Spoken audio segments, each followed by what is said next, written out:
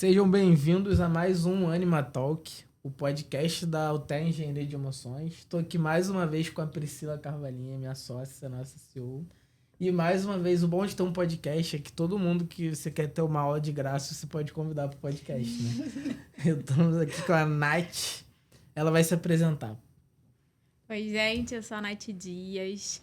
Eu sou educadora, sou também empreendedora, fundadora do Multiplicando Líderes, que é um negócio de impacto onde a gente trabalha desenvolvendo lideranças, principalmente fora do eixo Rio-São Paulo. A gente tenta acessibilizar esse desenvolvimento de competências, porque quando a gente fala de liderança e vai falar em desenvolvimento de liderança, os principais treinamentos estão sempre ali nas principais capitais, né? A gente não vê muito as adaptações de conteúdo para diferentes culturas, para os interiores. Então, a gente trabalha basicamente fortalecendo e construindo essas lideranças para trazer essas novas lideranças, construir um Brasil mais inclusivo, com lideranças realmente melhores e dando as oportunidades para todos.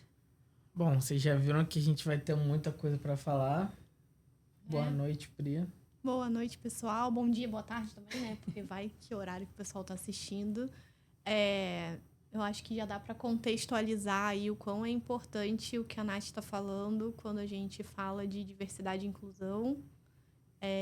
A gente poder capacitar as pessoas para estarem em lugares de liderança, para trazerem esse olhar diferente e que quando a gente tem cultura, biografia diferente, a gente traz outros contextos também de liderança, outros vieses para aquela tomada de decisão. Então, isso tem um impacto potencial muito grande dentro desse aspecto, né, de diversidade e inclusão. Então, acho que já começa por aí, né? Já começa...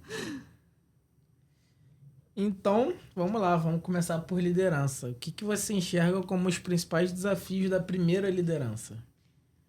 Da primeira liderança, primeiro ela entra num cenário onde ela é efetivada por ser boa tecnicamente. A primeira liderança, ela se esforçou e ela se destaca por ser boa de alguma coisa técnica. E quando você vira líder, você vai delegar essa parte técnica e você tem que ser bom de soft skills e de habilidades comportamentais. Só que aí ela vem de anos e anos de desenvolvimento da técnica e não tem esse desenvolvimento comportamental. Então, ela começa a ser exigida de entender como é que... a parte da empatia, de entender de quem ela está delegando, de como ela tem que ser vista pelo outro, de como ela tem que comunicar nas diferentes visões. Então, ela agora fica no meio de um caminho do nada, onde ela é jogada ali e sendo muito pouco exigido tecnicamente, né? Ela começa a ver os outros fazendo o trabalho dela e geralmente é quando você vai ficando cada vez mais ansioso, porque você está sendo cada vez mais pressionado e você não tem de onde tirar aquelas ferramentas, né? E num mundo onde a gente está conectado 24 horas por dia. Então, o que normalmente geraria uma pressão vai gerar também o triplo. Eu acho que tem também uma questão de... aquela famosa pergunta, né? Quem você é fora do LinkedIn? A gente se perde um pouco em quem a gente é e o que a gente faz, né? E aí, quando eu sou muito bom tecnicamente em alguma coisa, me tiram dali para fazer outra, parece que eu perdi um pedaço de quem eu sou, né? Então, acho que faz muito parte da competência comportamental entender pelo menos na minha visão, isso é muito negligenciado, né? Entender que eu sou mais do que o que eu faço. Colocar essa perspectiva na hora de promover alguém, né?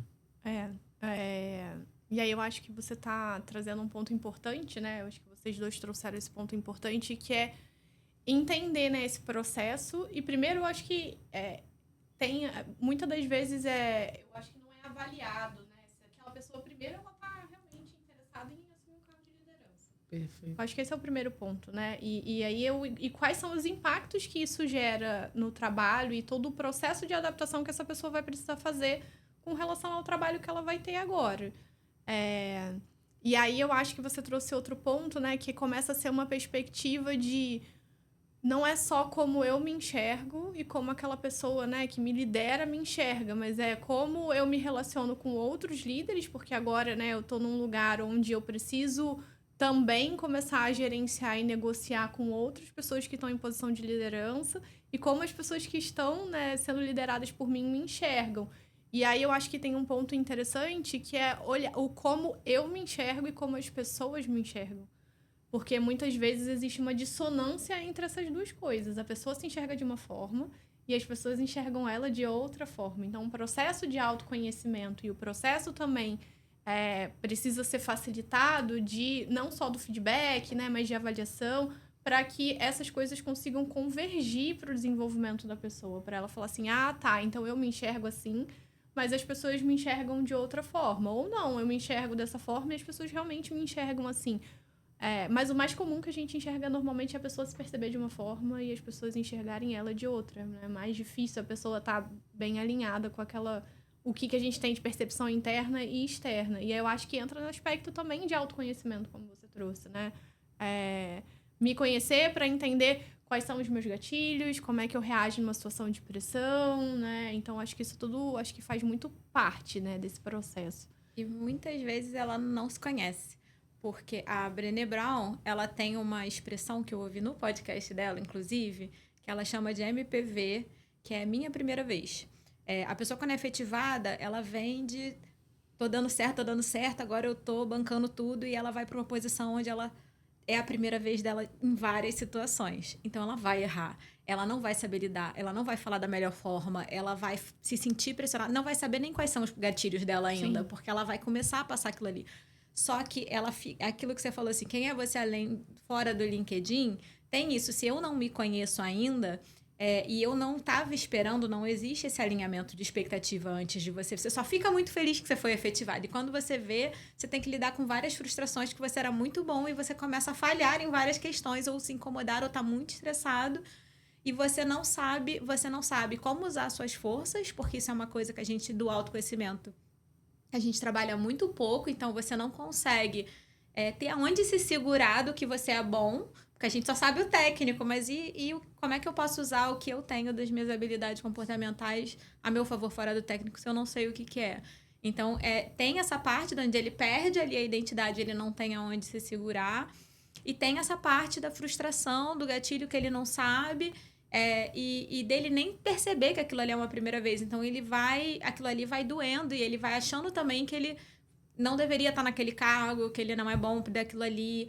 Ele começa a ser visto por quem está embaixo. Porque aí, assim, ele estava igual com os colegas, aí ele vira líder. E aí, os colegas, algumas coisas já não querem falar. Então, tem esse degrau que muda e os amigos não vão se sentir mais tão confortáveis.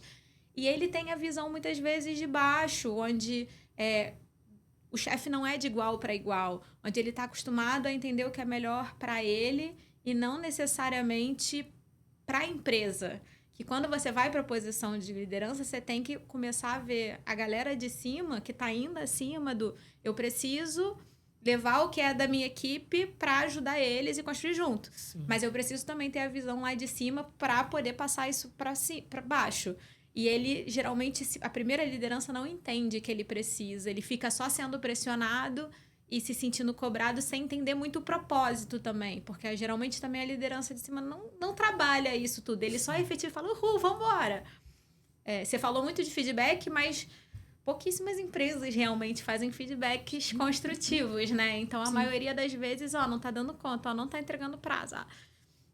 Não é um feedback de construção daquela habilidade enquanto a pessoa está exercitando alguma coisa, né? É um feedback de você tá cumprindo a sua meta ou não tá. E aí você perde, né? Essa possibilidade de ajudar a pessoa a construir. Porque por mais que a gente também se prepare, né? E eu acho que provavelmente você deve encontrar isso na jornada. Quando a gente vai, de fato, para a posição, aí a gente vai experimentar, né? Então, o processo de aprendizado, e a gente já falou isso em outro podcast, né? O processo de aprendizado, ele faz parte, né? De você tentar experimentar, errar, não conseguir, ver que aquilo ali não funciona, ou ver que funciona em determinada situação, mas em outra não funciona.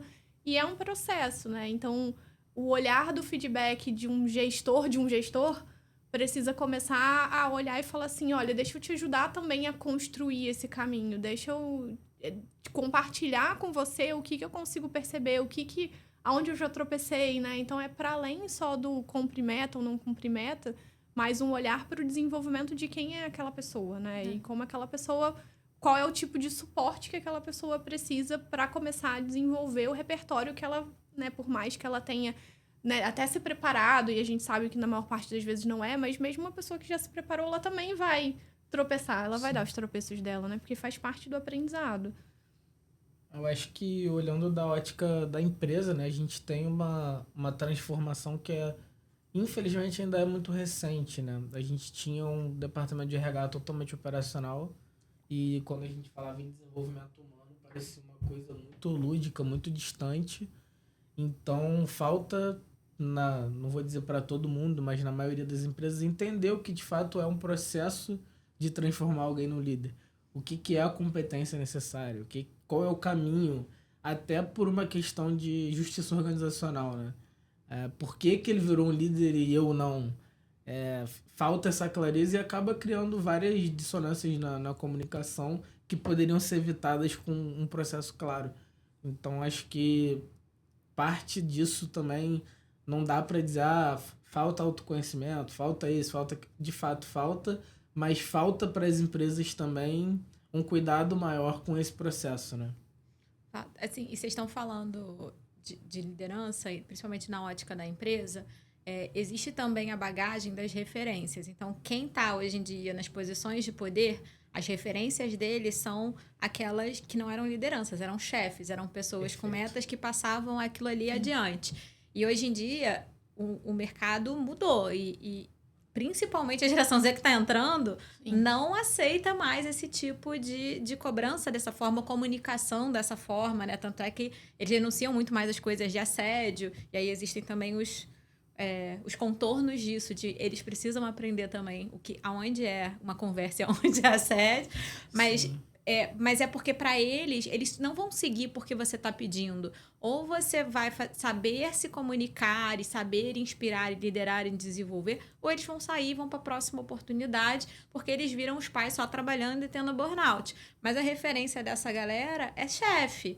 Então, eles ficam reproduzindo o que era o chefe deles, e eles não sabem essa diferença, assim, de que eu sempre... É que eu não vou lembrar exatamente qual era a descrição da Brené Brown de liderança, mas quando eu dou aula de liderança, eu geralmente ponho o dela de exemplo, porque não é sobre você estar no cargo de liderança que você é um líder. Você está num cargo de liderança, isso é um ponto. Você liderar sobre desenvolver pessoas. E desenvolver pessoas não é só as pessoas que a gente gosta.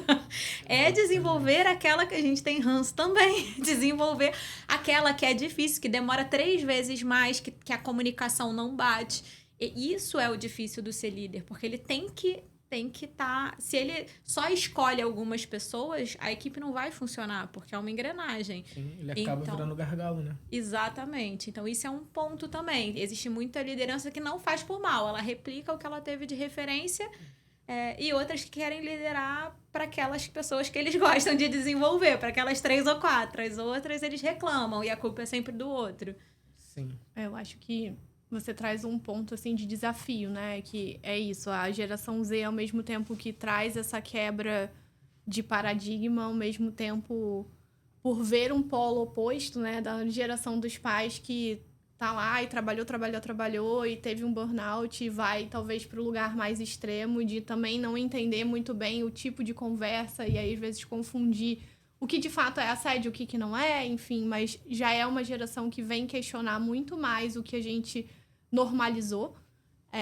E, ao mesmo tempo, essa geração intermediária, que agora já está numa posição de liderança, que precisa ter o desafio de também olhar e começar a quebrar o status quo no sentido de o que eu tenho de referência não é referência de liderança. Então, eu preciso abrir o caminho, um caminho que eu não conheço, mas que eu preciso começar a construir e tentar identificar uma outra forma de fazer, porque eu não tenho essa referência, e eu preciso começar a construir um caminho para ser, de fato, uma inspiração para quem está vindo depois de mim, né? Então, acho que cada um tem um nível de desafio, um lugar de desafio, né? E, às vezes, é isso, tá? Nessa geração intermediária, talvez seja abrir um pouco no facão um caminho que não está efetivamente claro e que vai definir, vai precisar de um certo nível de esforço para a pessoa conseguir construir aquilo, né? Mas que, de fato, vai conseguir construir um ambiente onde as pessoas conseguem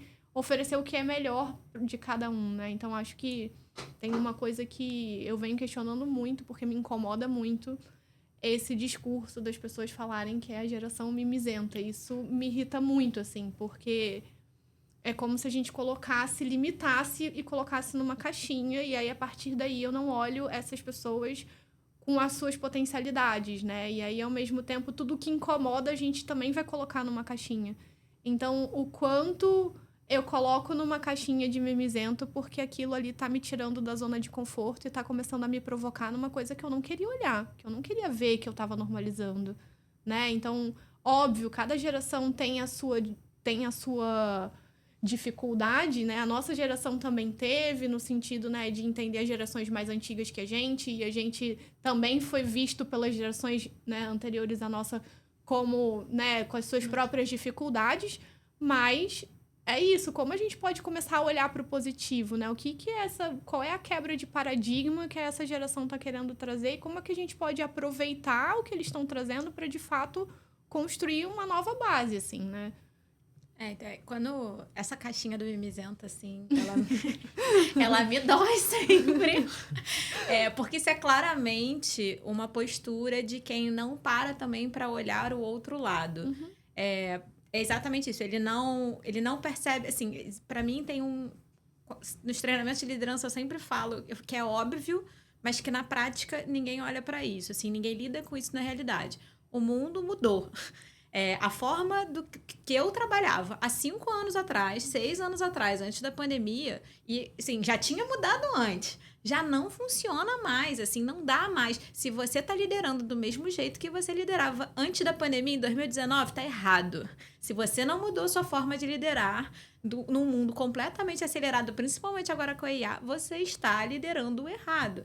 Então, esse é o primeiro ponto. Muito, eu acho que do incômodo que vem com a geração Z, primeiro, acho que passa por isso, o mundo mudou, eles percebem, mas tem essa preguiça de ser uma geração que assusta eles, porque eles não conseguem se comunicar, e eles estão completamente, a maioria, extremamente ansioso, estressado, com muita pressão, com o celularzinho ali, com o WhatsApp o tempo inteiro. Então, ele não tem tempo. A gente está falando de um líder que não tem tempo para lidar com aquilo ali. Então, ele põe uma caixinha de adolescente birracento, porque é mais simples ele categorizar desse jeito, sem parar para olhar que o que ele está pleiteando ali, e a maioria das coisas que eles reclamam, é óbvio que tudo sempre vai ter seus tons de cinza ali. Então, tem gente que, ele, bem ou mal, a maioria da geração Z ainda está ali nos 18, 20 e pouco, dos que são botados nessa caixinha.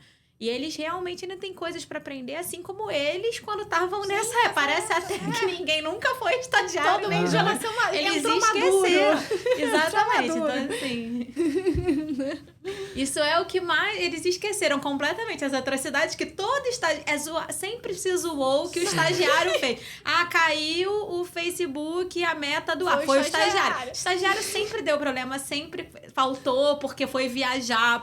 Isso é coisa de você ser jovem e você vai errar, você vai ter noções distorcidas. Quando a gente fala também de noções distorcidas, eu acho que é sempre importante a gente falar que é de um recorte, uma boa parte do que a galera põe na caixinha de mimizenta, a gente tá falando também de uma população mais de classe alta, porque quando a gente tá falando de classe social baixa, não é uma galera, é uma galera que tá ali trabalhando de 5 da manhã, fazendo até meia-noite às vezes, então eles nem entram nessa parte do mimizento. Então, eu acho que tem esse recorte, eu acho que tem o outro de você parar realmente e entender que eles não estão sequer parando, é mais cômodo, né? Eu vou separar aqui porque eu não tenho tempo para lidar com aquilo ali.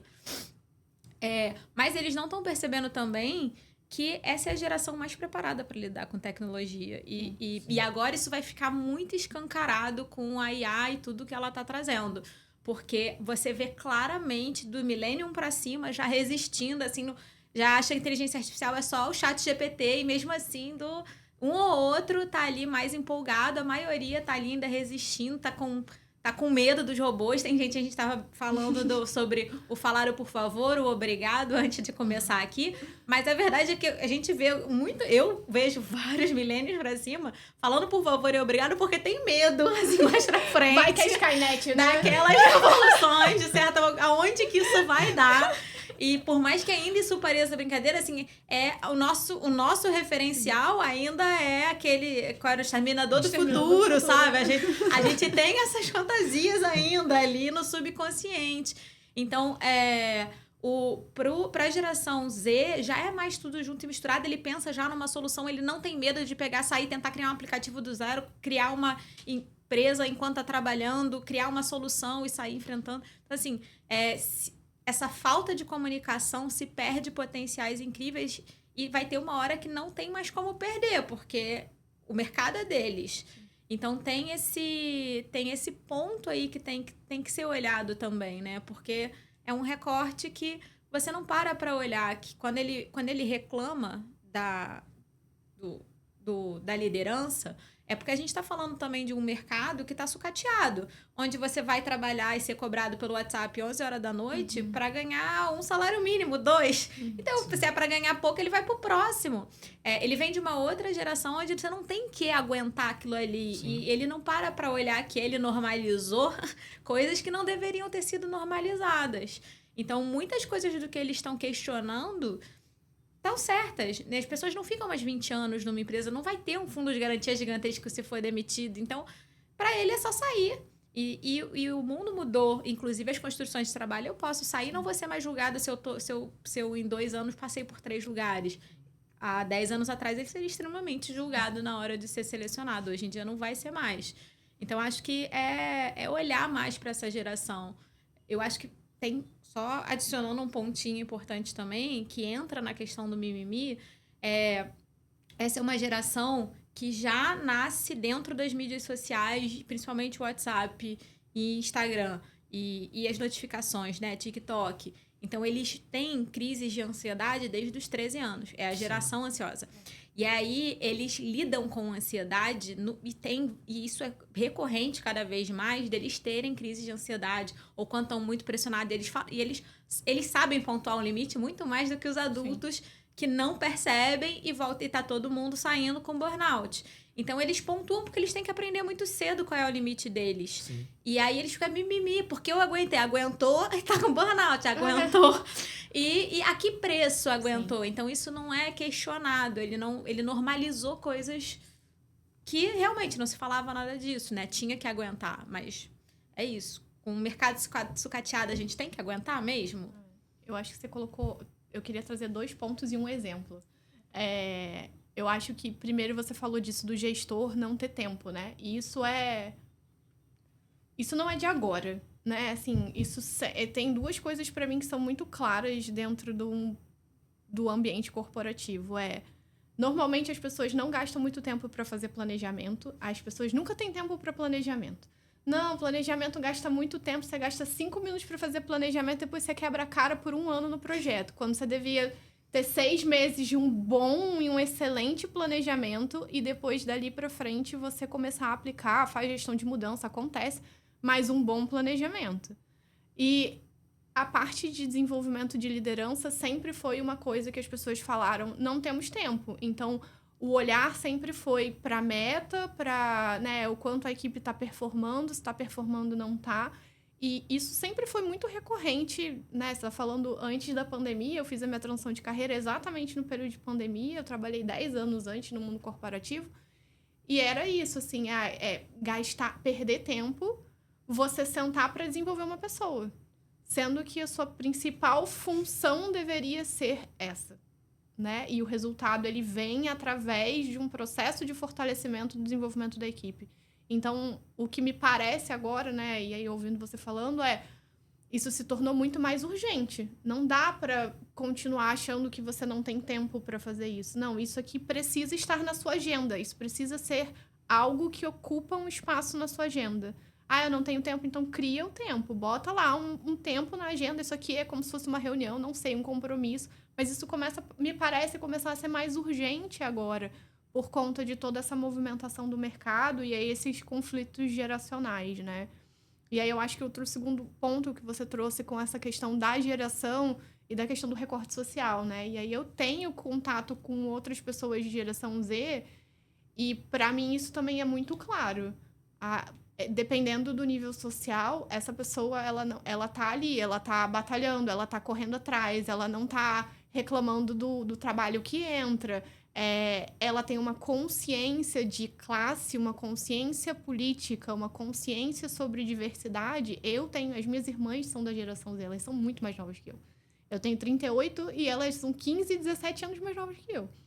Então, eu vejo o grupo delas conversando, né, e falando sobre sexualidade, né, falando sobre raça. Então, eu vejo isso permeando as discussões, sabe? Muito mais do que isso era presente, por exemplo, na minha geração. Coisas que não eram faladas. Então, eu acho que existe uma conscientização para além que também não é vista dentro desse recorte, né, de social. E aí, o exemplo que eu queria trazer é isso, né? Eu sou millennial e ele é geração Z. E a gente tava brincando antes de entrar no podcast. Eu mando um convite de reunião e eu sou uma pessoa ansiosa e o Edu não dá o check lá do sim, vou participar na reunião. E aí ele falou cara, eu acho que eu vou pegar o assistente de IA pra me colocar no WhatsApp, porque aí vai me lembrar. E eu falei, cara, eu claramente não funciono com o WhatsApp, porque é uma notificação em cima da outra. Aquilo ali me dá um... Mas pra ele funciona. E aí eu virei e falei assim, só vai, sabe? Do tipo, contrata a IA e bota ela pra avisar, porque pelo menos hoje eu sei que você tem alguém pra... Do tipo, mesmo que seja uma IA pra te lembrar que tem, eu vou poder ficar tranquila. E é isso, a gente precisa entender que pra ele não funciona, é uma coisa que eu preciso. E aí a gente precisa ter esse diálogo constante de como é que a gente vai organizar isso, né, para os dois ficarem tranquilos, né, dos dois, um não se sentir pressionado e o outro não ficar, meu Deus, será que do tipo, tá vendo, não tá vendo, né? Então você trouxe, eu lembrei do exemplo que a gente estava conversando, que é exatamente esse tipo de conflito que vai acontecer, né, e a gente pode olhar isso de uma forma positiva no sentido, isso faz parte da adaptação e do trabalho e a gente vai achar um lugar, ou não, eu vou começar a me irritar e estressar aquela relação que não precisa desse estresse, desse conflito no sentido não construtivo, né? Eu quero pedir uma opinião sua sobre... Quero falar só um negócio primeiro, que é desse assunto, assim. A gente está bolando uma solução específica para desenvolvimento de primeira liderança ali dentro do mundo corporativo. Então, estava outro dia conversando com uma pessoa responsável pela equipe, uma equipe de uma empresa grande aí de TI, de um banco. E aí eu perguntei como é que era o treinamento das primeiras lideranças, como era a mentoria, quem fazia, como é que fazia, e qual era a maior dificuldade deles. E aí a maior dificuldade dela era que eles perdem prazos, porque os prazos são mandados por e-mails. E a geração Z não vê e-mail, porque ele vê o WhatsApp. E aí o que ela dizia é que ela ficava ela e a equipe, as lideranças, assim, meu Deus, essa geração me dá dor de cabeça, não é só ver o e-mail. Mas não é só ver o e-mail, eles não funcionam com o e-mail. A gente funciona com o e-mail. Eles não funcionam com o e-mail. Tanto é que agora, no que a gente está criando a solução... ela tem uma função. A primeira coisa que a gente fez a partir desse feedback foi botar uma funcionalidade para eles receberem os prazos pelo WhatsApp. Sim. E isso só vai acontecer se eu parar para ouvir. Tá bom, você tá perdendo, mas você vê aonde? Aonde que funciona? Se eu ficar só bloqueando, eu vou... Quantas potências eu vou perder ali? Sim. E aí, eu queria saber a sua ótica do mundo corporativo, porque o que acontece? O que acontece hoje, né? Eu vejo muita gente botando a geração Z nessa caixinha de mimizento ou de difícil, só que não desenvolve elas por dois motivos. Acho que pela caixinha e por serem primeiras lideranças. E primeiras lideranças, eu vou desenvolver, ele vai sair, vai para outro lugar, eu tô perdendo dinheiro. Então, vai ser sempre escolhido a dedo ali quem é que vai ser desenvolvido. E, a partir disso, eles perdem o desenvolvimento de pessoas já dentro da empresa, de potenciais que estão ali. E quando ele precisa de um cargo de liderança, o que eu mais tenho visto no mercado é eles abrirem essas vagas para fora, porque eles não têm conseguido pegar de dentro. E é muito mais caro. E agora, com a geração Z pegando esses cargos, tá ficando cada vez mais demorado e mais caro para trazer esses cargos. Então, eu queria muito a sua ótica sobre isso, que é uma coisa que está acontecendo cada vez mais aí. Bom, eu vou só voltar lá antes, rapidinho. Agora que ela já contou pra todo mundo que eu sou geração Z. Passou 2 episódios sem falar disso agora, já agora era. Todo já mundo era. já sabe. Você tentou Bom, esconder. Eu acho que primeiro a gente precisa entender o contexto, né? A gente veio de uma geração que precisava fazer os filhos sobreviverem. Era muito comum dizer, eu tive 10 filhos, mas 4 não vingaram. Pô, loucura. Hoje ninguém imagina isso acontecendo.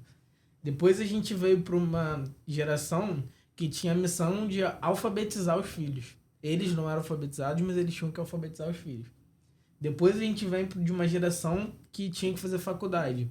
E hoje, tudo bem, ainda é muito importante, não vou fazer aqui não façam faculdade, porque é mentira, façam faculdade, mas que já não é garantia de nada. Você pode fazer uma faculdade e não trabalhar na área. Eu, por exemplo, não trabalho na área que eu estudei. Adoro dizer isso, inclusive. Não sou geração Z, mas estamos no mesmo barco. Mas estuda muito pra poder ser... Exatamente. E aí depois a gente vem para uma geração que fazer a faculdade já não é tão importante. O acesso à informação é muito maior. A velocidade da informação é muito maior. Então, naturalmente, vai haver um conflito pela forma que elas foram criadas. E aí o meu recado é no sentido contrário. Todo mundo, quando fala disso, foca nas gerações mais antigas, oprimindo a geração Z. Mas toda geração nova se acha revolucionária. E, de fato, pode ser um pouco. Mas calma. Respira. Vai com calma.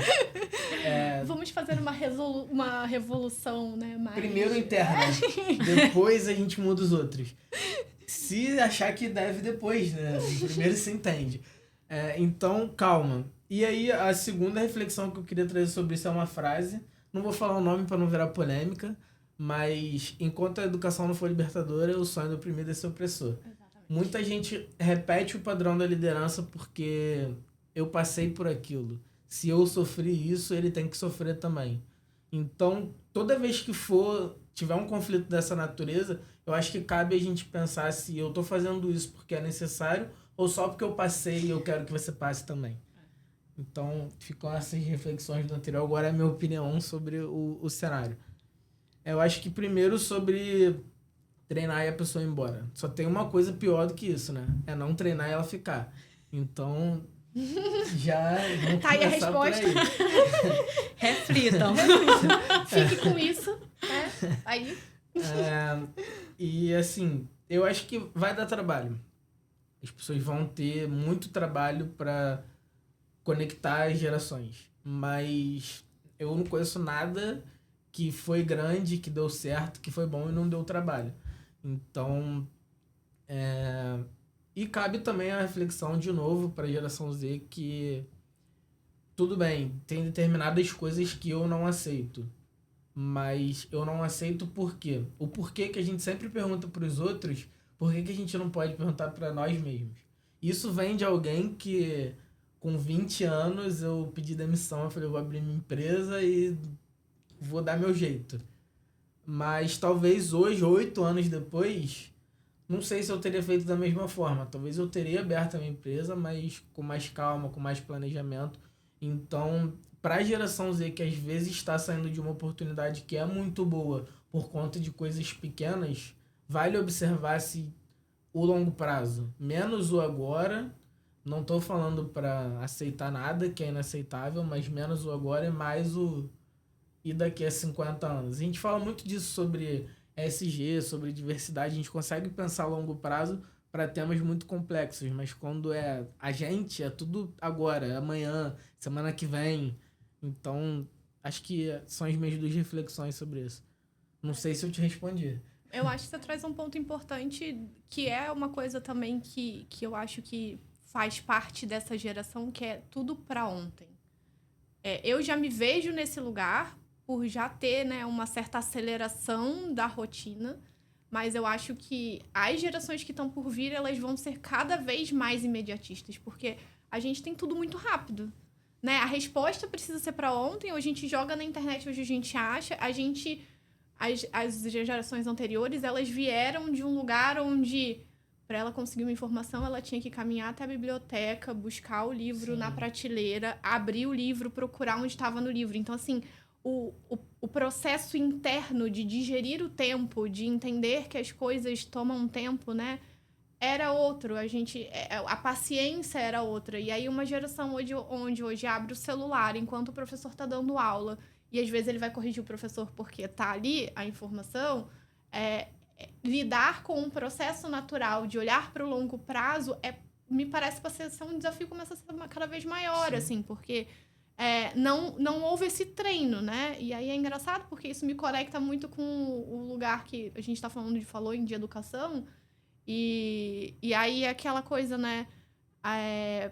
A criança precisa brincar, né? Ela precisa estar exposta à natureza. E nada melhor do que a natureza para ensinar sobre esse processo, né? Então, a gente vive num mundo hiperconectado e que, ao mesmo tempo, a natureza também pode trazer esse processo de entendimento de que as coisas são um ciclo, que as coisas têm um tempo, que você planta a semente e a árvore não vai estar lá amanhã, e vai ter a frustração de acordar no dia seguinte e ver e não cresceu e morreu, e é isso, né? Então, assim, estimular isso também é um processo, né? Então, é curioso, porque as coisas vão se conectando.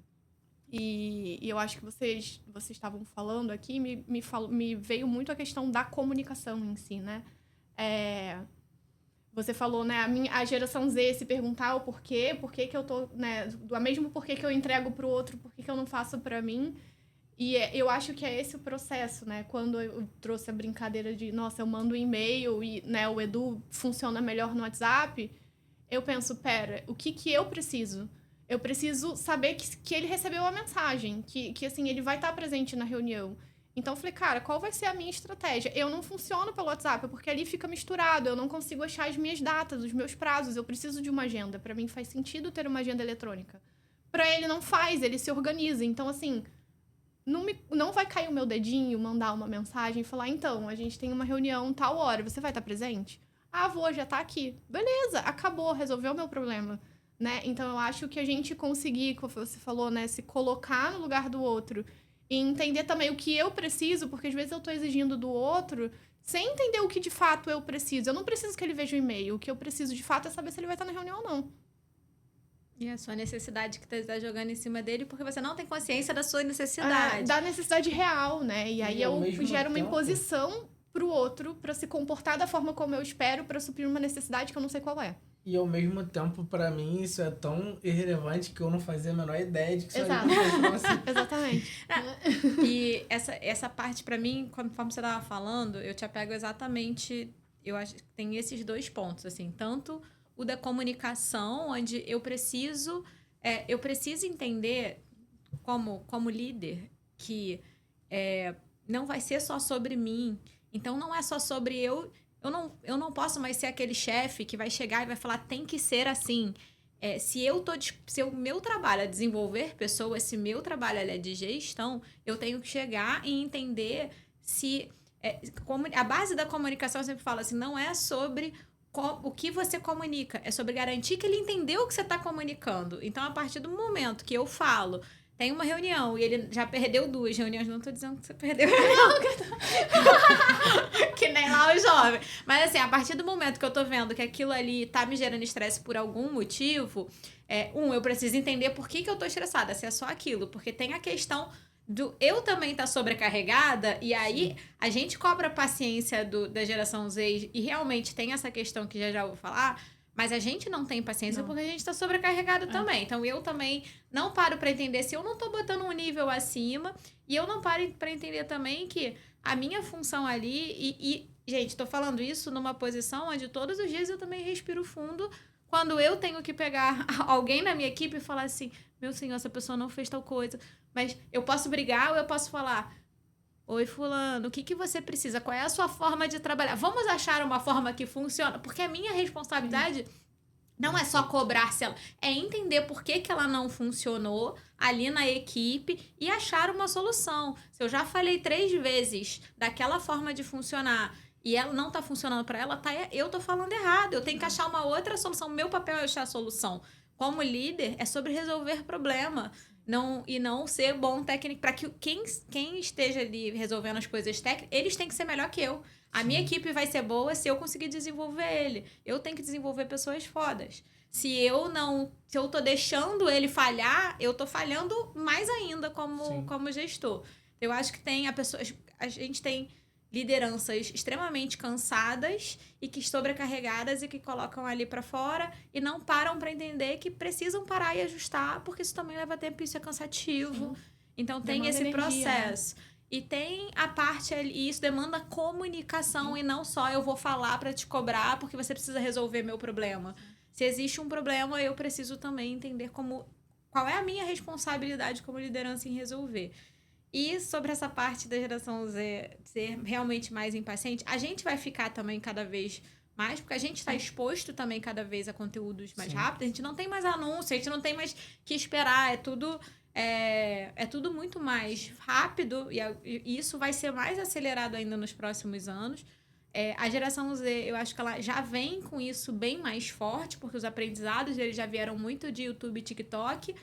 E eu acho que tem essa parte deles já terem isso, essa parte instantânea. E tem a parte deles serem jovens. Sim. O jovem, ele ainda... naturalmente impaciente. Ele quer ele quer que as coisas aconteçam rápido. Sim. Então, e tem isso muito. O que eu mais vejo é uma galera com 16, 18 anos extremamente frustrada, porque ainda não é pleno, porque ainda não conseguiu avisar, contar, o chefe aprendeu a desenvolver tal coisa. E a gente mais velho sabe que, não, calma, você tem tempo. Mas para eles, a dimensão de tempo é diferente e agravada ainda por ser jovem. Tem essa questão da idade, tem a questão da geração que tem um buraco na educação, porque a educação não desenvolve essa parte comportamental. Sim. Então, a gente já vê, eu como educadora, já vejo há anos que está tudo acelerado e que precisa lidar. Quando a gente faz treinamento na Multiplicando Líderes de inovação dentro de empresa, uma das primeiras coisas que a gente faz é desenvolver a capacidade de errar. Porque as pessoas não se permitem errar. As pessoas precisam entender como lidar com erro. Como a gente fala muito, eu quero inovar, eu quero revolucionar, eu quero mudar o mundo. Mas eu entro em posição fetal se eu errar. Uhum. Porque eu não tenho tempo para errar, eu não me permito errar. A gente tá num mundo de instagramável, onde ninguém erra, onde todo mundo é lindo. Então, a gente tá falando de líderes que não se permitem, porque geralmente estão sendo ali também muito cobrados, que se perder aquilo ali, a gente tá falando de lideranças muitas vezes com boleto, com casa, com filho. Então, já tá falando num outro grau de adulto e pressão. Então, ele fica ali desesperado por conta disso. E a galera nova, que ainda, eu brinco que a galera nova ainda não tem uma melancolia no olhar, assim, ainda existe um brilho, ainda existe uma felicidade, uma esperança no coração. Que os dementadores ainda não tiraram a felicidade. Eles não têm aquela pressão de boleto, de casa, de filho, da vida que já deu muita porrada, que geralmente é a partir dos 30. Você vai perdendo ali no olhar. Quem passou já sabe do que é um outro peso. Eles têm uma felicidade que a gente fica, gente, isso é real, isso existe, assim, que a gente não sabe nem lidar, assim. Eu lembro que eu tinha uma chefe que ela brigava porque a gente era muito feliz. Hoje eu entendo ela. Se tem alguém muito feliz 10 horas da manhã, eu falei, gente, que você tá muito feliz? Eu nem dormi ainda direito. A gente fica, gente, é muita energia. A gente vai mudando a posição, é óbvio que eu nunca vou ser líder que vou brigar porque tá muito feliz. Mas essa felicidade, essa hora da manhã, da onde que saiu essa energia? Eu tava brincando com o Edu quando a gente começou, que ofereceram um café pra ele, ele falou, não precisa. Eu falei, gente, ser jovem é ótimo. Você consegue existir sem café. Então, a gente já consegue começar a ver isso. E então, a gente vê essa geração que tudo pra ela é muito rápido. Ela é jovem, então ela quer também. A gente também quer, assim. Eu vejo meus alunos ali com uma ânsia eu vou dominar o mundo. E eu lembro, com 18 e 20. E a gente domina, porque a gente tem mais energia. A gente dorme pouco, a gente acontece, tem acesso a mais coisas. Tá mais aberta à tecnologia, aos erros, a tudo. Eu fui a primeira de um monte de coisa novinha, com 20 e poucos anos. Então, assim, hoje em dia, eu vejo meus alunos, assim, eu me vejo tanto neles, eu fico assim, dá aquela inveja daquela energia, né, que já não tenho faz um tempo, mas a gente consegue mesmo, é a idade que a gente consegue, mas existe a arrogância dessa idade também, da gente achar que a gente vai conseguir tudo, e não vai, a gente vai errar, vai cair, porque não tem a experiência o suficiente. Sim. Então vão ter. E as gerações não se comunicam, não se comunicavam na minha idade, porque eu também achava que eu sabia mais. Então, isso que era uma coisa que, em teoria, a gente deveria melhorar, não melhora. Então a gente tem que lidar com a arrogância do novo, porque a gente também não desenvolve isso, não desenvolve que pode ser, era para ser um trabalho em equipe e não é, na verdade fica cada vez mais polarizado, sou eu contra você, em vez de nós juntos sermos fortes e construirmos coisas incríveis, com eles não conseguirem lidar com frustração, com lideranças que não se permitem erro, com esse tempo onde tudo é rápido, né? Então, o líder ele não pode errar porque senão ele vai perder o emprego. A geração mais nova não pode errar porque ela não se permite esse erro. Assim, ela acha que não vai errar mesmo, que tá tudo bem, que ela vai dar conta. E aí a gente vê um monte de coisa acontecendo. E um brigando com o outro, um em conflito com o outro e separando ali cada vez mais. Então, falta, para variar, sempre uma falta de comunicação que o algoritmo, eu realmente acredito que isso não é uma coisa que vai melhorar. A gente tem todas as ferramentas do mundo para melhorar. Eu acho que é o momento que a gente mais fala sobre comunicação não violenta, sobre comunicação. O que eu vejo no LinkedIn de gente fazendo curso sobre comunicação. E a gente está numa época onde a maioria das pessoas não sabem conversar e ter opiniões diferentes. Não, as equipes, a gente fala em colocar pessoas diversas, mas quantas diversidade a gente vê nas lideranças? Quando eu falo da gente criar treinamentos que realmente tragam pessoas do interior, que realmente tragam pessoas de outras culturas e tenham para que elas possam ter acesso a isso sem ter burnout, cheguem nesses espaços, ocupem esses espaços e tenham ferramentas para estar nesses espaços, a gente ainda está falando de pessoas e lugares que ainda tem muita dificuldade de acessar esses espaços. Então, são espaços que não se comunicam com pessoas que pensam diferente, que têm realidade diferente. E a gente perde muito de inovação, perde muito de potencialidade, perde muito de resolução de problemas. Muitos erros a gente vê que poderiam ser facilmente sendo evitados por falta de pessoas diversas na equipe que vai parar e falar assim, gente, isso aqui não deveria ser assim. Até de inclusão. Agora a gente está montando uma plataforma e a gente tem que, desde o começo, a gente está pensando numa plataforma que seja inclusiva, dentro do que é possível quando você está no começo de uma empresa. O que a maioria das pessoas jovens e mais velhas fazem, quando eu vou pegar IA, eu vou criar uma plataforma, não sei o quê. Se ela não está acostumada a lidar com pessoas diversas, com um PCD, com nada disso, ele vai criar a plataforma do jeito que é a realidade dele, do jeito que ele quer. E ele perde público de venda, ele perde de incluir. E quando ele é cobrado disso, ele vai ficar bravo, porque agora tudo é mimimi, tudo é inclusão, tudo é militância. E, na verdade, ele está perdendo dinheiro. Na verdade, quando ele for... E aí ele vai ser cobrado, ele vai ter que adaptar. E quando ele adapta, ele vai gastar o dobro do dinheiro porque ele sequer viu isso antes. Ele vai ter que fazer uma parada completamente nova. Então, a gente perde por essa falta que começa na escola. Na escola ainda tem muito pouco de lidar com diversidade e isso vai se perpetuando aí sem parar. Lidar com diversidade, de autoconhecimento, né? Porque, assim, a relação com a escola já não pode ser mais uma relação de professor que passa conhecimento, passa conteúdo. Não é mais sobre isso, né? É sobre como eu apoio essa pessoa a ser mais. A usar as ser, né? Porque...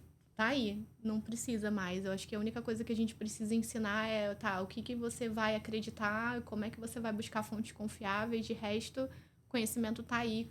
Técnico. Calma aí, antes da gente entrar no desenvolvimento... Não, mas eu vou falar outra coisa. Deixa eu só trazer 2 exemplos. O primeiro é o da arrogância da idade, né? Eu tenho um exemplo sobre isso, sobre mim. Que a gente acha que vai mudar o mundo o tempo todo e tem aquela... Eu não vou lembrar o nome exatamente do framework, mas é a linha do conhecimento na vertical e o tempo na horizontal, né? Então eu acabei de conhecer uma coisa, eu sou um efeito gênio. Dunker-Krieger, um negócio assim. Eu acabei de conhecer, eu sou um gênio. Passo um tempo estudando, eu sei mais do que eu sabia antes, eu tô pensando, caramba, eu não sei nada. E quanto mais eu vou sabendo, a minha linha vai subindo de novo. E no momento, no mundo onde a gente está exposto a tanto conhecimento de uma forma rasa e rápida, eu acho que eu sou um gênio em tudo o tempo inteiro, porque eu não me aprofundei em nada. Então, a gente cria naturalmente pessoas mais arrogantes com relação ao conhecimento. E o outro exemplo que eu queria trazer é quando você falou de líderes que não se permitem errar. Eu estava estudando ontem, por acaso, o case de uma gigante de bebidas que todo o diretor de vendas deles, se perdesse market share, não recuperasse no mês seguinte, eles demitiam um cara.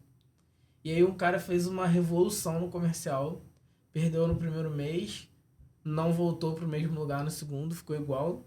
No terceiro mês explodiram de vender. Ele foi demitido no segundo. E aí tentaram contratar o cara de novo, o concorrente já tinha levado.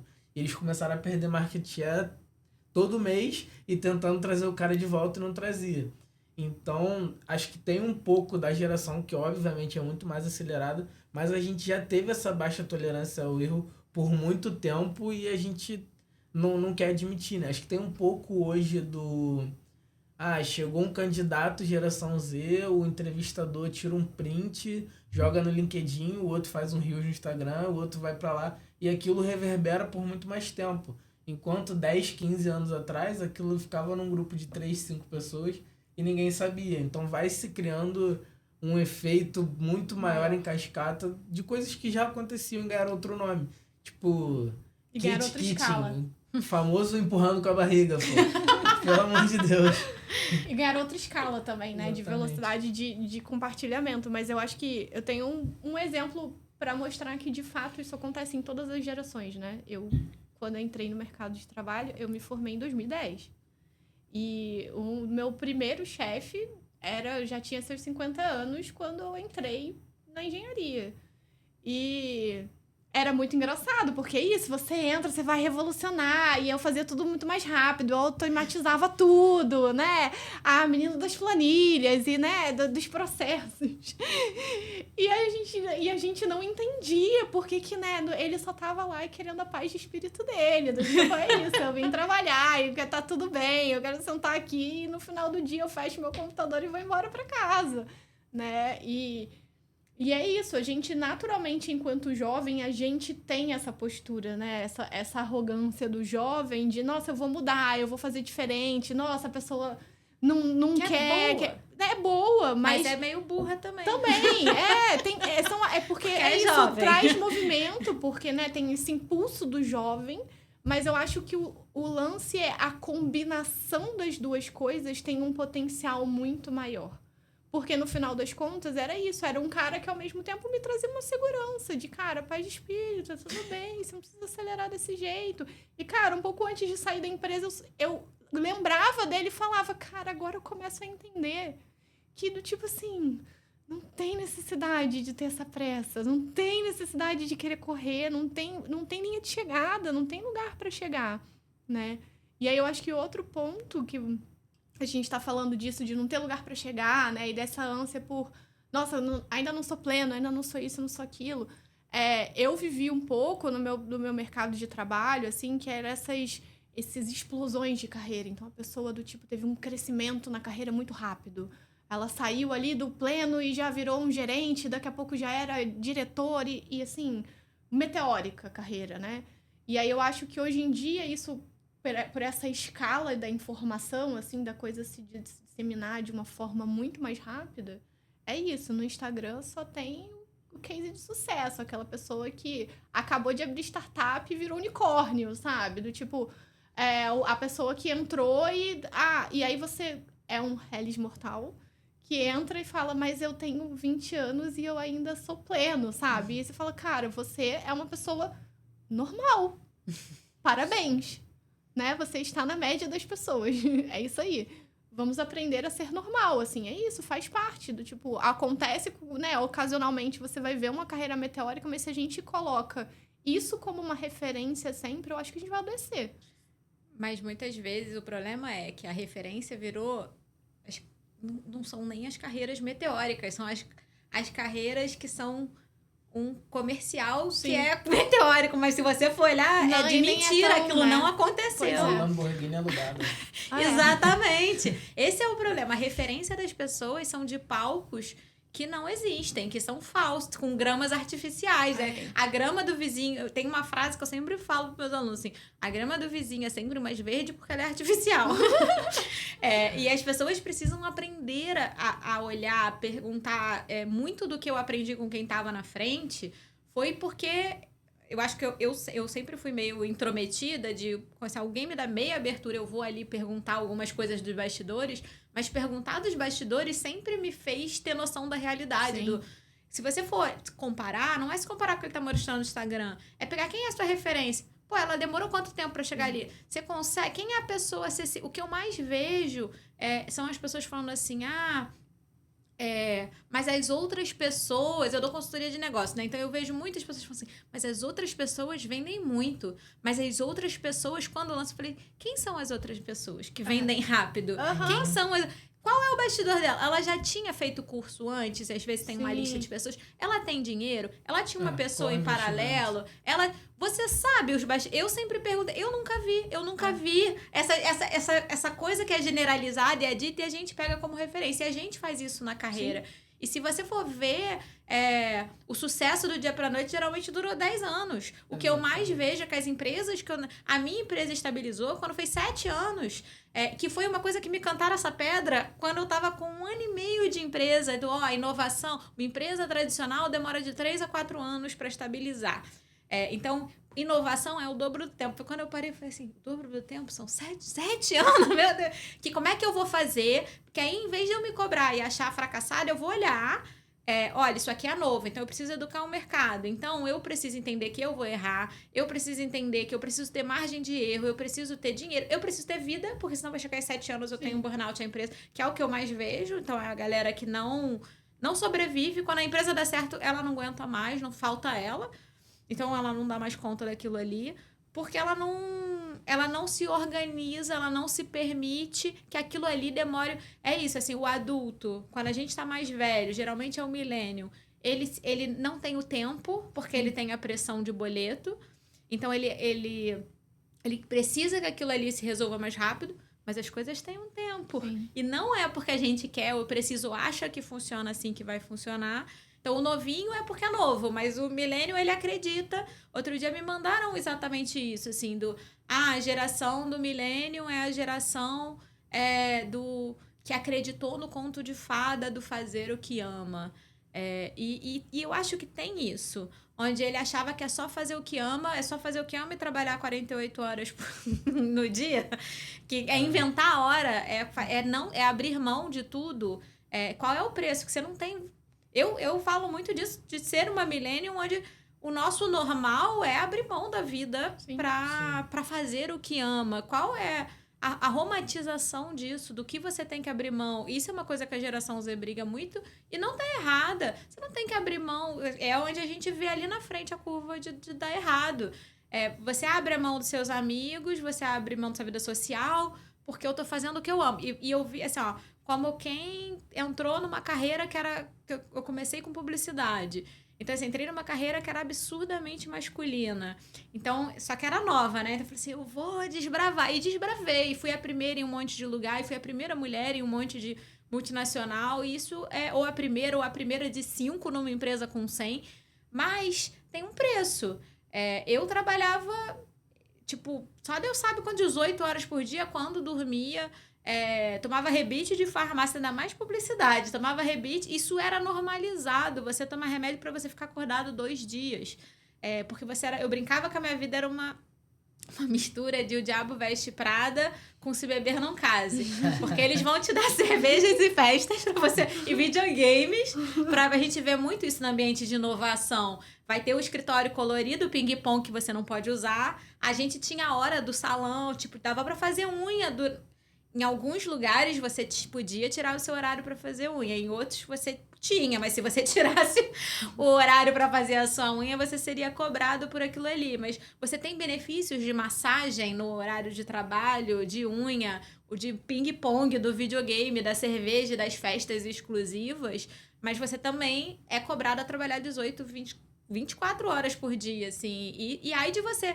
Eu lembro que uma tia minha ia operar, ia fazer uma cirurgia no cérebro, e eu lembro de ter falado pro meu chefe, eu era júnior, isso eu acho que eu não vou esquecer isso nunca, porque eu tinha eu tinha o quê? 20 e poucos anos? E era júnior. Então, hoje eu sei que sendo júnior, eu era absurdamente substituível. Mas eu tava numa multinacional que eu demorei muito para entrar e numa vaga absurdamente concorrida. E eu lembro de chegar para esse chefe e falar assim, olha, minha tia foi operar o cérebro. E eu tava em São Paulo, morando em São Paulo, e minha família é do Rio. E eu falei, eu queria ir pro Rio. Porque se acontecer alguma coisa, eu não chego a tempo. E ele falou, pode ir, mas não volta. Porque, não lembro a justificativa, mas não precisa voltar. E hoje em dia isso me dá até raiva de lembrar, porque... eu era absurdamente substituível. Ele não... Só que ele veio dessa cultura. Então, essa cultura tem um monte de gente querendo seu lugar. Se você vai abrir mão desde um dia de trabalho, deixa outra pessoa no seu lugar que não vai abrir mão. Sendo que eu fazia hora extra absurdamente, assim, tipo... Então, a gente tem essa questão também das romantizações. Agora, de carreiras, eu achava que trabalhar muito era sinônimo disso. Não, eu sou muito bem sucedida. Até você ficar doente. Até você ter um ponto ali para questionar nossa, eu vou fazer isso pro resto da minha vida. Nossa, pro resto da minha vida eu acho que é muito tempo. E quando eu comecei a questionar, é exatamente isso. Quem é a pessoa que eu tô me tornando como líder? Eu fui mudando como liderança conforme eu fui crescendo. E eu sempre faço isso, assim. Não é do dia pra noite. Você vai... Não é do dia pra noite que você vai mudando como liderança. Você vai... uma coisinha de... Hoje eu vou cobrar um pouquinho mais. Hoje eu vou falar de um jeito mais grosso porque eu tô estressada, mas, porque eu tô estressada. E quando você vê, você também não tolera, você também... Eu acho que eu jamais teria, não pode ir ali pro Rio numa situação dessa... Mas você é a pessoa que já tá falando mais grossa, você já é a pessoa que já tá impaciente, você não tá mais olhando o desenvolvimento porque você tá sendo cobrado. E eu lembro muito de olhar e falar assim, eu não sei se eu tô feliz com a pessoa que eu tô me tornando. E foram anos pra eu me tornar, assim, foi um passinho, você não muda do dia pra noite da pessoa ali que tá ali desenvolvendo, que acredita em todo mundo. Você passa de um limitezinho aqui porque você tá estressada, depois ali porque você não dormiu, aqui porque você quer ser efetivada. E quando você vê, você tá fazendo exatamente a mesma pessoa que você não gostava. Então, existem todas essas nuances, assim, também, eu acho, no mercado de trabalho. Sim. É muito engraçado, porque você falou uma coisa que eu falei hoje, antes de sair de casa, estava conversando com meu marido. Que era, da próxima vez que alguém falar que faturou 6 dígitos... né? Eu vou falar assim, tá? Lista pra mim quais são as pessoas que você conhece que de fato faturaram 6 dígitos no digital. Quantos cursos ela já fez? Quantas vezes ela já tentou fazer alguma coisa que não deu certo? Porque é sempre, né, do tipo, não, agora você vai faturar 6 dígitos, como se fosse, tipo, super tranquilo. E se ela conseguiu repetir? Se ela fez isso na pandemia, porque é diferente, tem cenário que nunca mais se repetiu. Quanto ela gasta, que a maioria dos 6 dígitos não tem lucro. Exatamente. Não tem lucro, uma galera não Aí tem você fala, não fatura 6 dígitos, mas qual é? Faturamento é diferente de lucro, então tem que entender, né? Porque às vezes uma empresa fatura menos, mas a lucratividade é muito maior. Então, assim, são muitos contextos. A gente estava falando exatamente sobre isso. Eu vi um cara grande da internet... que era nadador, vocês vão saber quem é. Ele fez um post anteontem, se eu não me engano, que perguntaram pra ele qual foi o primeiro produto seu no digital que deu certo. Aí ele falou, o primeiro. Aí todo mundo ficou, não é possível, o primeiro deu certo. O primeiro eu vendi 9, faturei R$90.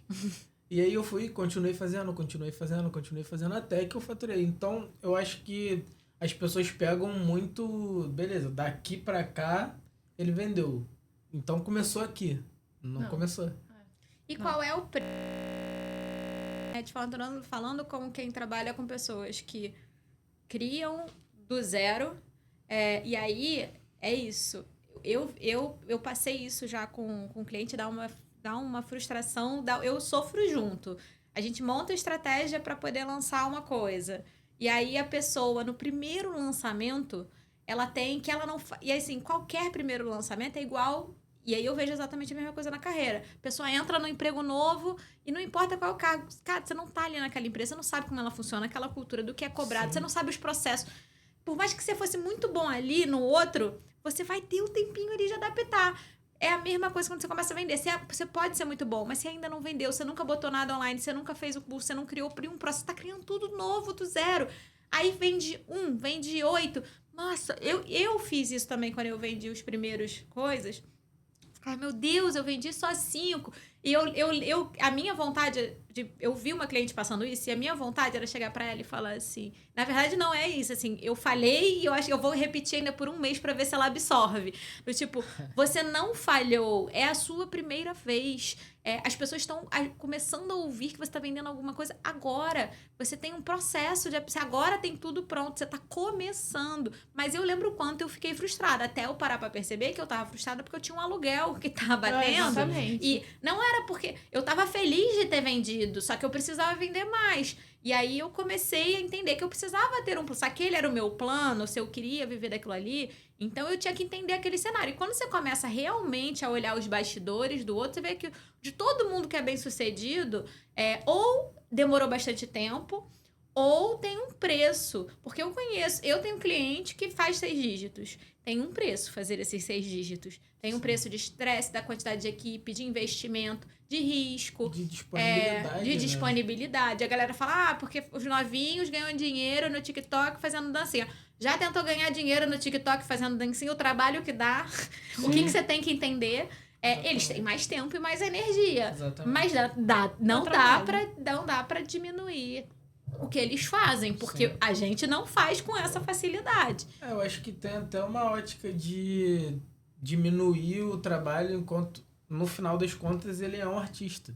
Se eu gosto da arte ou não, o problema é meu. Ele é um artista.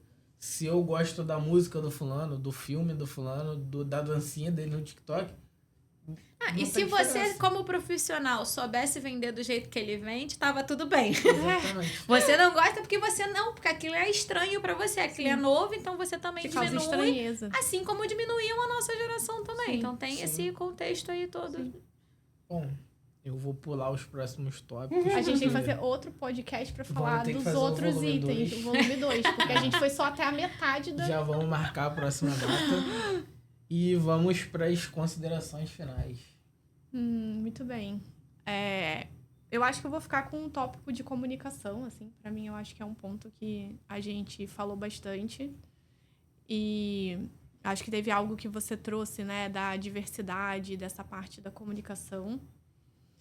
E eu acho que eu queria resumir fazendo essa conexão, né? Entre esses dois assuntos. Eu acho que se a gente não desenvolve a habilidade, né? Você falou da questão do...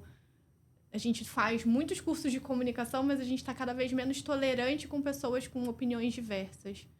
A gente não vai conseguir inovar se a gente não desenvolve a capacidade de sentar numa mesa com pessoas diversas, que vão ter opiniões diversas, que vão confrontar a minha forma de ver o mundo, e eu paro de entender que aquilo é um ataque pessoal e começo a colocar aquilo na mesa como... Olha, eu tenho essa perspectiva de mundo, você tem essa perspectiva de mundo, e não é sobre resolver o que você está falando, sobre o que eu estou falando, é sobre resolver o que cuida de tudo isso junto. Porque quando a gente fala de algo, de uma construção coletiva, o coletivo ele só se constrói quando atende a necessidade do coletivo, não a necessidade do individual. Porque se está atendendo a necessidade do individual, isso significa que alguém está deixando a sua necessidade para trás. E aí, uma hora, aquela pessoa vai entender que ela está sendo oprimida, e aí ela vai entrar no ciclo. Então, eu quebro a forma como eu tenho para quebrar é também oprimir.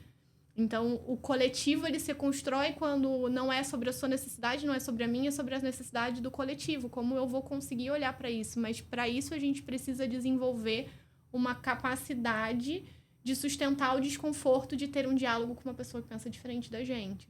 E por isso que eu falo, gente, esquece tudo que vocês aprenderam de comunicação não violenta de 4 passos, porque não, não é sobre isso, né? É sobre desenvolver esse potencial, né?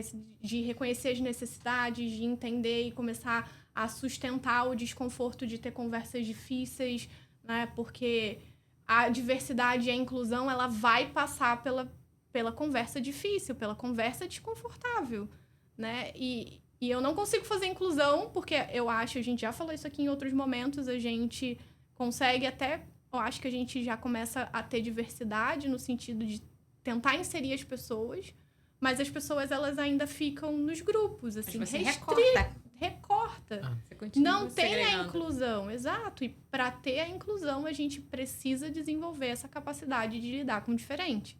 E aí isso atravessa diferença de geração, diferença de recorte social, de sexualidade, de raça, de tudo, né? Porque são perspectivas de mundo diferentes.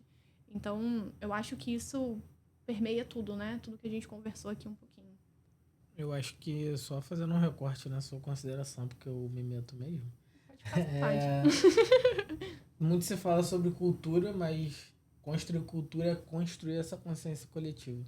É construir essa capacidade de se suportar.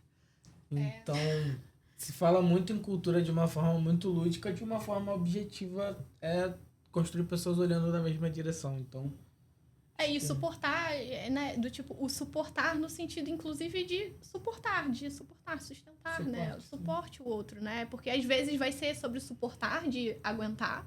E porque todo mundo, quando convive com alguém, tem dias bons, tem dias ruins, e faz parte, né? A gente não vai sair de um relacionamento, por exemplo, ou pelo menos não deveria, porque teve uma questão difícil, um dia difícil, é aquilo, faz parte do processo.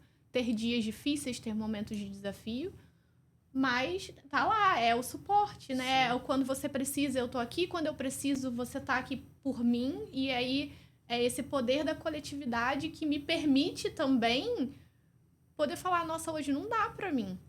Hoje eu tô cansado, hoje eu não tô dando conta, mas tá tudo bem, porque eu posso relaxar, porque tem um coletivo que toma conta disso. Que eu desenvolvi pra Que isso. eu desenvolvi pra isso, né? Então, é um assunto aí.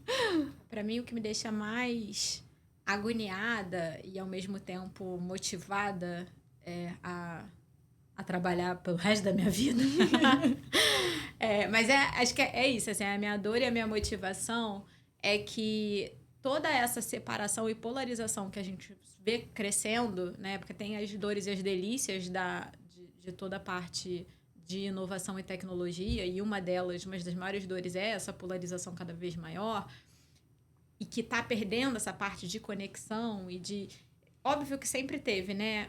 A gente sempre teve os recortes, mas a gente era mais tolerante a saber ouvir e saber conversar, e isso está se perdendo muito. E aí a gente perde a potencialidade dos outros, assim, muito do que a gente trabalha de desenvolvimento de competências é a partir das forças.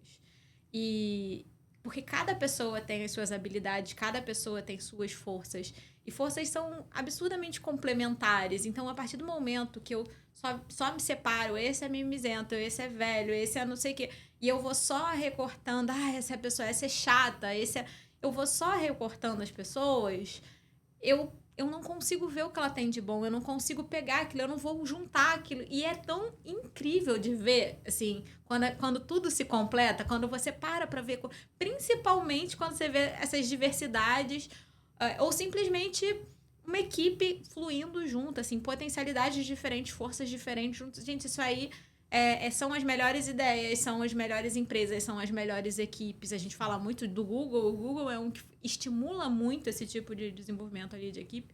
Então, para mim, assim, acho que a minha maior dor é ver que isso está acontecendo cada vez mais, mas também é o que mais motiva do gente, pelo amor de Deus, vamos aprender a ver, a descobrir e aprender a olhar o outro. A gente perdeu essa capacidade de olhar o que o outro tem de bom. A gente está tão cansado, a gente está tão estressado, a gente está tão sem tempo que eu paro de olhar o outro. Eu não consigo mais enxergar, eu não consigo mais ouvir. E eu perco muito. A gente está perdendo muito no trabalho, na vida, em tudo. Muito bem. Vamos pro final? Vamos pro final. Antes da gente terminar, 2 livros que todo mundo precisa ler. Então, vamos lá. Um livro chama Originais, do Adam Grant. Nem era esse que eu ia trazer, mas eu lembrei que eu estou apaixonada por ele, que é sobre, se eu não me engano, é como os inconformistas, inconformados, alguma coisa assim, mudam o mundo. E ele traz exemplos ótimos sobre vida real, sobre pessoas que realmente trouxeram inovações. Ele quebra um tabu gigantesco que é, você precisa queimar todos os barcos para lançar sua empresa, para inovar. E aí ele mostra várias pessoas super bem-sucedidas que tinham um emprego CLT em paralelo e que tem pesquisa mostrando, inclusive, que você tem uma capacidade melhor de inovar se você tem segurança em paralelo, que é exatamente o oposto que a galera prega. Eu acho que esse livro devia ser uma bíblia para todo mundo, principalmente qualquer pessoa que queira inovar, crescer, liderar. Eu acho que ele vale a leitura, é super leve. E o outro é da pessoa que, assim, Deus no céu e a Brené Brown na terra, que é o Coragem para Liderar. E eu acho que ela fala muito dessa nova perspectiva de liderança, sobre desenvolvimento de pessoa, sobre aprender a ter conversas difíceis. Ela traz muito essa ótica do... Não é ser permissivo, dar feedback, ouvir o outro, não é aceitar tudo, é aprender a conversar, é aprender a enxergar, é aprender a usar a força dele. E eu acho que ela traz isso também com toda a base dela sempre trabalhada em pesquisa também. Então, para mim, ficam essas 2 dicas. E agora, 2 pessoas que precisam vir aqui bater um papo com a gente. Vamos lá. Primeiro, Douglas Vidal. Ele é fundador da Future in Black, que é uma empresa que trabalha desenvolvimento de lideranças negras. Então, eu acho que é uma geração Z, que tem um sócio milênio, então eu acho que ele seria uma ótima aquisição para trazer a perspectiva dele aqui, principalmente dentro dessa perspectiva de liderança negra e como toda essa parte ali de desenvolvimento. E a Carla Soares, eu vou trazer 3. A Carla Soares, que ela tem uma empresa que fomenta o desenvolvimento de lideranças e mulheres e LGBTQIAP+. Então, o trabalho dela é incrível, ela trabalha muito com esse viés e fortalecimento de diversidade e inclusão. E o seu xará Eduardo, que é o Eduardo Vitor, o Dudu, que ele trabalha essa parte de inclusão dentro com a ótica das organizações, de como é que traz... a história dele é muito legal, porque ele é uma pessoa que teve paralisia cerebral novinho, que as pessoas não veem qual é a deficiência dele, então ele é bastante cobrado agora todo mundo é só dizer que tem deficiência, e ele traz toda essa bagagem, como uma geração Z também, não só de questionar como se posicionar, como de ensinar a galera mais pra frente de como é que se faz, assim, como é que deveria ser. Legal, muito bom. Bom, então ficamos por aqui. Nos vemos no próximo episódio. Muito obrigado, Pedro, por esperar a gente terminar, passando o horário, né? Só um pouquinho.